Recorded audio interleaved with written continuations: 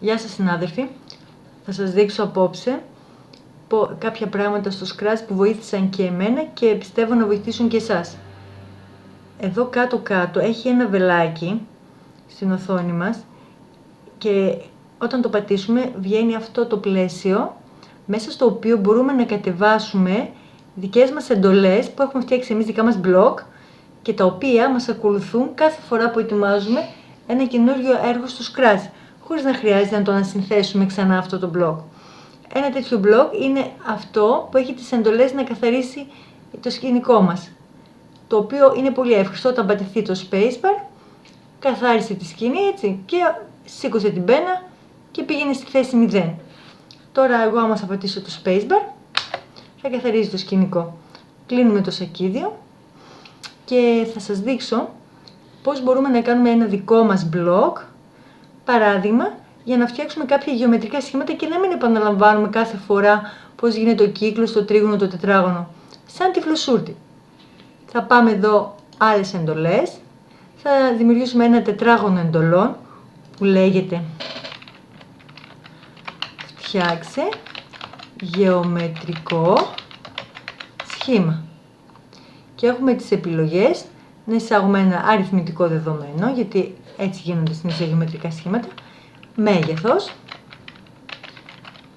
κάποιους μεταβλητές.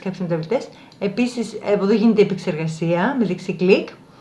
Θα εισάγουμε και άλλη μεταβλητή, ένα αριθμητικό δεδομένο, όπως γωνίες. Αυτό το γεωμετρικό σχήμα που θα έχουμε, πόσες γωνίες θα έχει.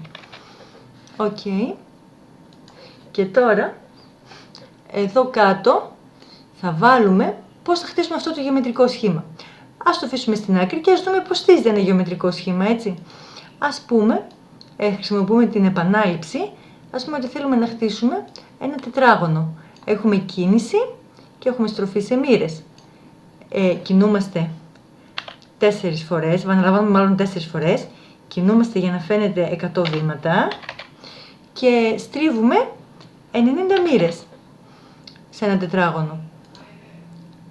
Και ασφαλώς για να βλέπουμε αυτό που σχεδιάζουμε, κατεβάζουμε και την πένα. Και κάνουμε ένα τετράγωνο. Έτσι χτίζεται ένα γεωμετρικό σχήμα τετραγώνου. Για να παρατηρήσουμε πώς χτίζεται ένα τρίγωνο. Έχουμε επανάληψη 3 φορές. Μάλλον θα το κάνουμε διπλασιασμό, για να μην κάνουμε τα ίδια και τα ίδια. Λοιπόν, εδώ αλλάζουμε, το κάνουμε 3. 100 βήματα. Και οι μοίρες μας είναι 120. Έτσι, 360 δια 3, 120. Αν πατήσω το spacebar, καθαρίζει το σκηνικό μου και μου φτιάχνει ένα τρίγωνο. Τώρα με τον ίδιο τρόπο φτιάχνω ένα πεντάγωνο, 5, και εδώ καλό είναι να χρησιμοποιούμε τους τελεστές, γιατί θα τους χρησιμοποιήσουμε μετά στο blog που θα φτιάξουμε. Θα βάλουμε 360 διά το 5, έτσι, τις γωνίες μας, έτσι ώστε, καθαρίζουμε το σκηνικό μας, να φτιάξουμε ένα πεντάγωνο. Έτσι γίνεται και το επτάγωνο και το οκτάγωνο. Εδώ έχω τον κύκλο, κατεβάζουμε την πένα, 102, 180, 360, κάνουμε και έναν κύκλο. Ωραία. Αν παρατηρήσουμε, αυτά όλα τα σχήματα έχουν παρόμοια στοιχεία, τα οποία μπορούμε εμείς εδώ να τα ενσωματώσουμε σε ένα blog. Για να δούμε.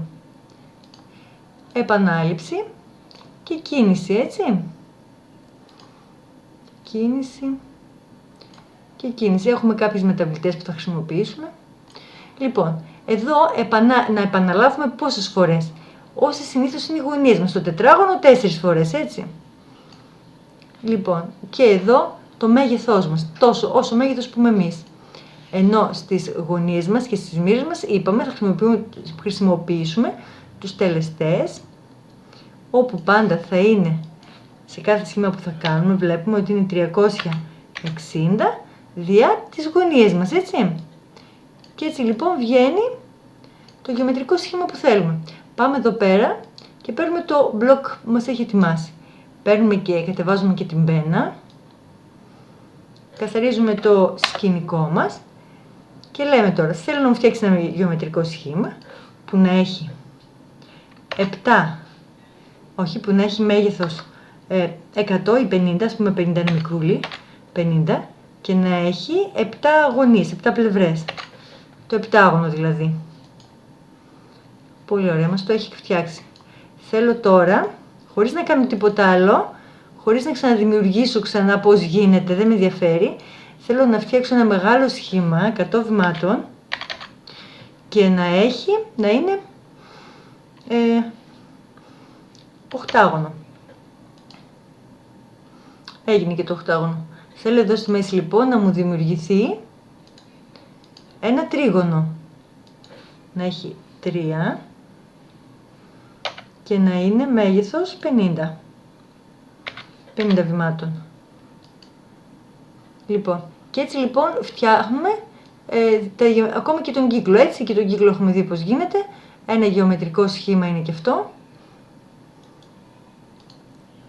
Διπλασιασμός.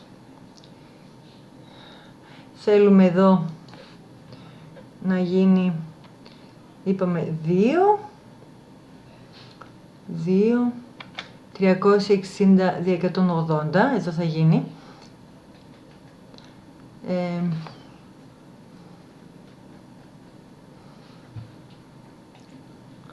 Θα βάλουμε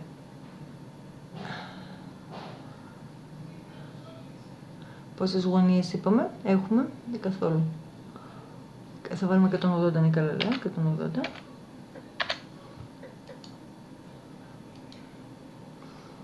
Και βγαίνει και ο κύκλος μας.